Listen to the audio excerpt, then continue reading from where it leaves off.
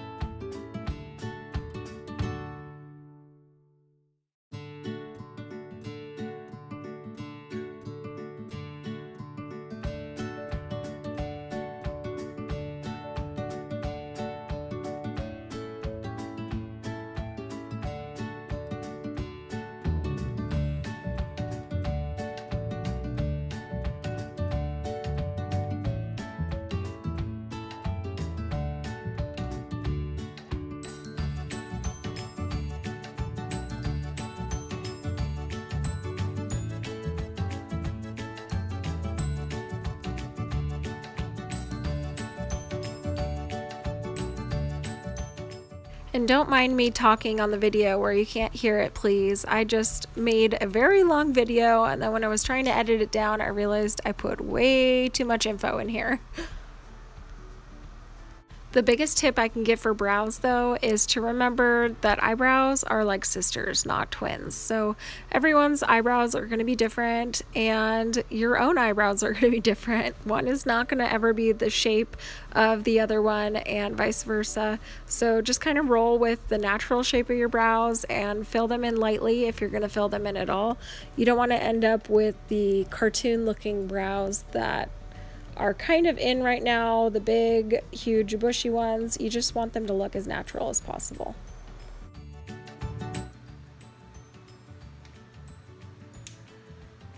Okay, so there you have my brows. And now I feel like a human being, kind of.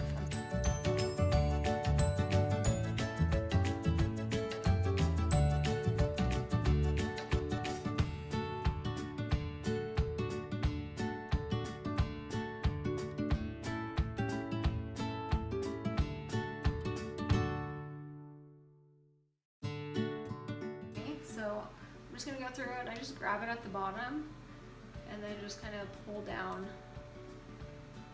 almost just like ironing, just to straighten out just the very ends.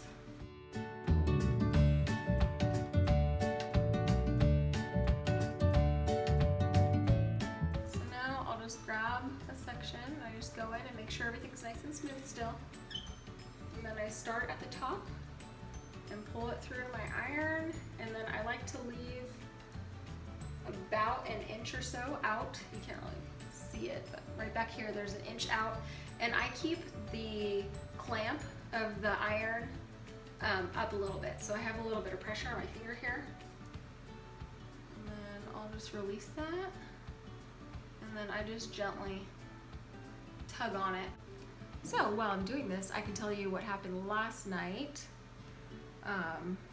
We had a family friend over for dinner because the guys were at the night fire drag races here, and well, Colton was home. I had to go get him early because he wasn't feeling very good. So he was home, but he was asleep upstairs, and then we had our family friend over for dinner, and we all ate and we visited for a while, and then she went home so I could get the kids to bed because Hank was being pretty cranky, but Haley wanted to burn off a little bit more energy, so I decided to let her walk down to the park. So we went down there to the one by our house for just a little while and ended up chatting with one of our neighbors who also has a daughter around Haley's age, so that was nice. We sat there and visited for like 20 or 30 minutes.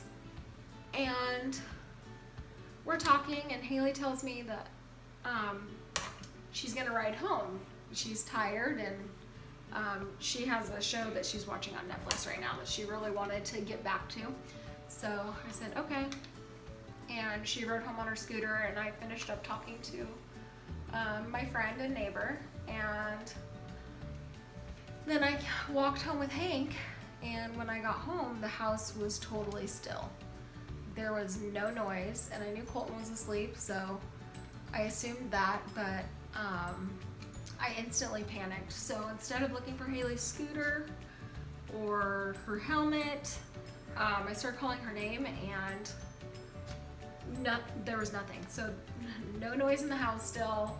I'm sure Colton was totally passed out, so nothing, but I was literally yelling her name as loudly as I could. So I started panicking, freaking out, thinking she didn't make it home from the park. And we literally live half a block maybe, like 3 houses away from the park, 3 houses distance, because it was dark at that point.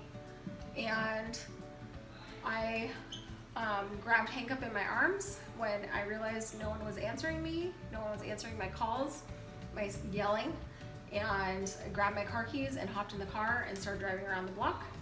And I went through our whole neighborhood. I drove past the other park thinking, well, maybe she decided, you know, to take the long way around, and went and scooted to the other park and then was gonna come home.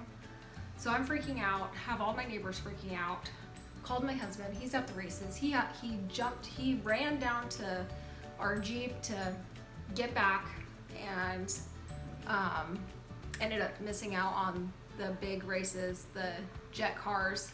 So he was bummed, but anyway, so he's racing back to help me look for Haley. I'm about to call the police. I pull back in our driveway, come in the house thinking, okay, I'm gonna check again because this is craziness. I'm thinking to myself, this cannot be happening. This is not happening. My baby could not be gone. And, oh, goodness. So I go to run upstairs, and at this point I'm hysterical. I'm screaming bloody murder, and my neighbor rushes to the door. Also at that point, another neighbor that I had called to ask if Haley was over, she comes running in, and then Haley finally hears my screams, and Colton. They both, he had woken up at that point, and she had finally heard me. She had her headphones on in her room with the door closed, watching her show on Netflix, and couldn't hear me.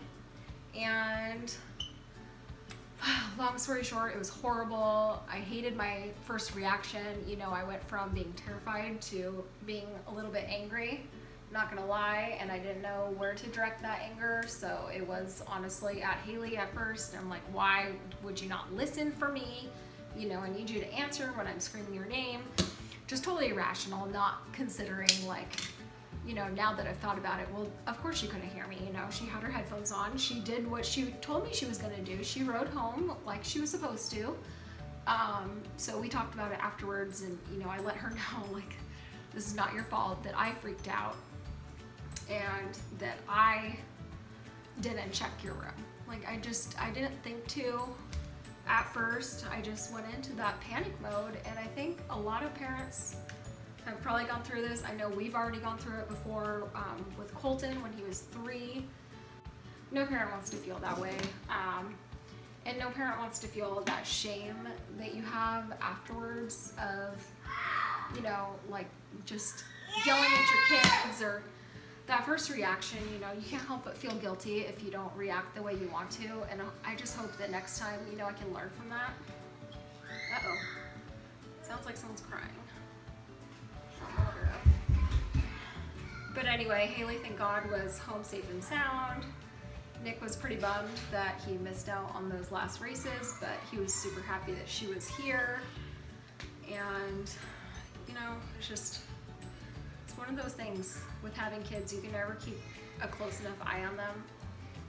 And next time, I'm just gonna walk my butt home with Haley, or at least check her room.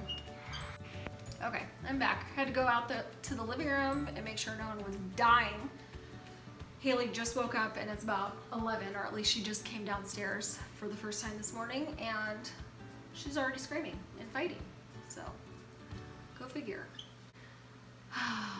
she just kind of does what Haley wants to do, like when Haley wants to do it. So I figured, oh my gosh, she must have just continued like riding her scooter, and just based on her personality. That's immediately what my mind jumped to was, oh my gosh, she's gone. What if someone took her? Which is just unfathomable. You know, when we're out in public, I keep a really short leash on them, and Nick sometimes thinks I'm a little kooky for it. I know that, but at the same time, you can never just be too careful. Even here in Idaho, like where things are still, you know, I compare it to being like back in the 1970s or 80s where you could send your kids on a bike ride and you don't necessarily have to worry. It's still kind of like stuck in that time here where we're not used to that at all. In our old neighborhood, even though we lived in a small town, there's no way I would have let my kids ride their bike around just because of how fast cars drive in our old neighborhood, and because of just the fear of, you know, something horrible happening to them, being abducted or put into child trafficking or human trafficking. And there's so many cases of that even here in Boise, so I really keep a tight hold on them. A friend of mine last summer was targeted in a Walmart parking lot here. Like it happens everywhere, but I know for a fact that it still happens here as well. So it's very scary, even though our new neighborhood is definitely off the beaten path. Like you generally don't see people here unless they live here, but there is a lot of construction here still. So not to say, you know, like any of the tradespeople are bad people, but they are strangers at the end of the day. So I'm just gonna finish out. I'm almost done curling here, but pop another one in my bangs here, kind of in this area. Anyway, last night was horrible, and I'm rambling about it, but I needed to talk about it and get it all out there, like my feelings about it. Not gonna lie, I was pretty ashamed last night. I just felt that guilt of, you know, like possibly losing a child, and I really couldn't shake it last night. I went to bed pretty quietly and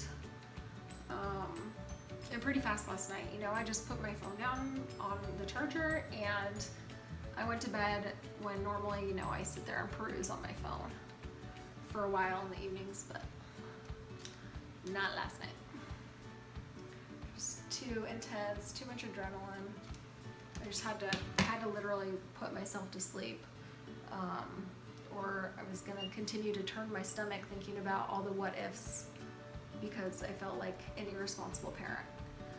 And I know better than that. I know to not feel ashamed, but it's hard. You can't turn your emotions off to that kind of feeling. You know, those emotions, you can't turn that off even if you know better. So I do know better. You know, I'm not a first-time parent, not my first rodeo. This wave right here is bothering me. Might have to pop some dry shampoo in here just to get some more volume on top. I just use this cheap one. It's the Tresemme Fresh Start. I also like the Bumble and Bumble dry shampoo, but I haven't bought that one in a really long time. It's really hard to find, and I don't like to make trips to Ulta for no reason. So I'll pop a little bit in the top just so I have like texture, but then I like to go maybe an inch under, like where my part is, and just pull the hair up a little bit and then spray under there and then just work it into that area. This one's the volumizing one, so it just gives me that extra lift that I like. So here we go. And I like mine messy. So if you like your curls, you know, like polished and cute, this might not be the method for you, but if you have a similar A-line cut and decently thick hair, I love this hairstyle. It's so easy. I feel fresh and like still moderately edgy, but you know, I'm a mom, so not too crazy. Okay guys, my hair and makeup is all done and I'm going to end the video here. If you like this video, make sure you give it a thumbs up and don't forget to subscribe. Thanks for watching my Get Ready with me. Bye.